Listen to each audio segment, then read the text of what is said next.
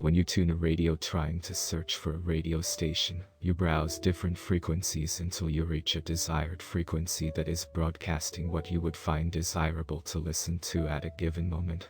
Some of the stations be broadcasting music, some news, others commercials, talk shows, some debates, and all sorts of programs. The human brain functions in a similar way, except that for us the brain tunes itself. The human brain fires minute electrical impulses of voltages a millionth of a volt. These excite the neurons that enables information to move around the brain through the neural pathways. As we carry out different activities while we progress through our days, we exhibit various brain wave frequencies that are characteristic of the activity and mood we are experiencing. A scientific procedure called electroencephalography enables scientists to detect the brain wave frequencies exhibited by our brains by placing electrodes on the scalp of persons. The detected brain waves were classified basing on their frequency.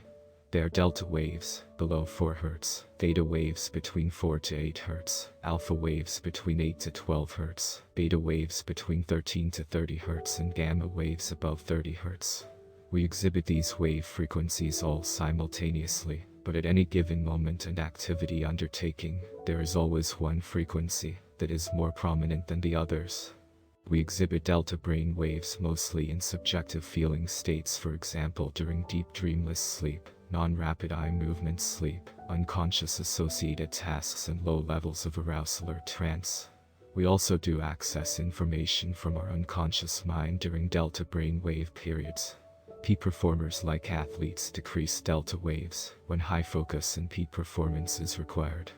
Theta brain waves are seen in connection with creativity, intuition, daydreaming, and fantasizing. It is as well a repository for memories, emotions, and sensations.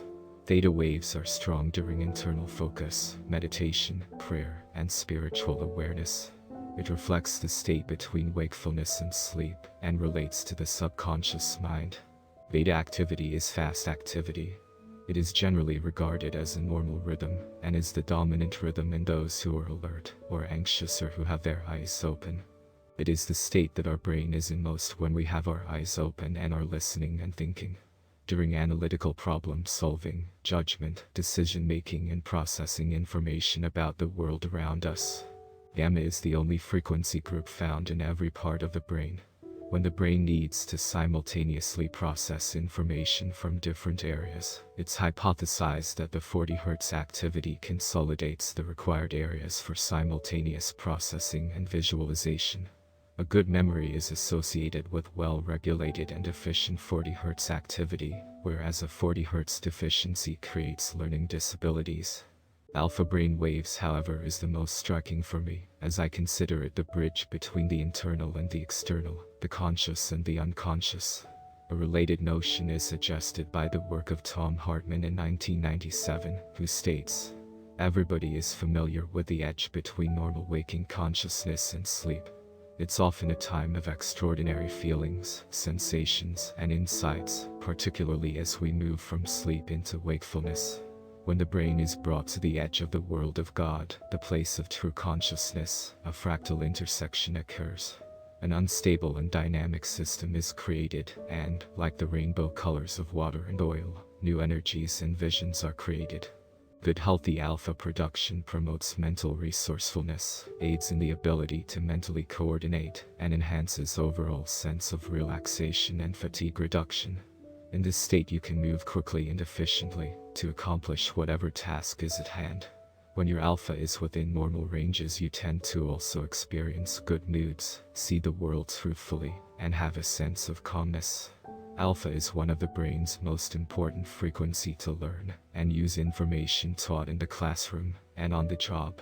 With all these perspective benefits, only practice and time can tell what positive value we can add into our lives if we can harness and prime our brains into an alpha wave state of mind when we need to. When we can walk the edge of the knife, navigate the world with a resource of knowledge both of the inside and outer world. To have the ever necessary internal balance that relieves us from anxiety. And you can decrease alpha by thinking or calculating. You can increase alpha by closing your eyes or practicing deep breathing. Perhaps the entire premise of meditation is to help us to connect to the intuitive wealth of our lower frequency brain states of alpha, theta and beta. Because there is true knowledge and strength that we may never be aware of. Because alpha theta training can create an increase in sensation, abstract thinking and self-control.